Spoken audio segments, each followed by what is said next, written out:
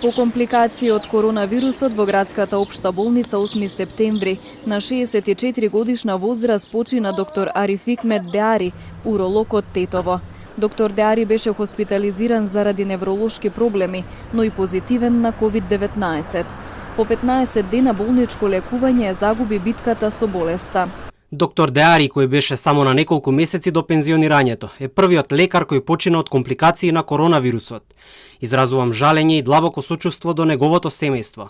Апелирам до моите колеги, здравствените работници, да се чуваат и заштитуваат на работното место соодветно на протоколите, но и надвор од него. Апелирам и до граѓаните да ги почитуваат мерките, да се заштитат себе си, здравствените работници и сите своји сограѓани. Доктор Деари беше најстар уролог во уролошкото оделение при клиничката болница во Тетово. Тој во својата работна кариера долго време беше и началник на оделението. Колегите за доктор Ариф, како што го знаат, велат дека бил одличен доктор, посветен на работата, а воедно и добар човек.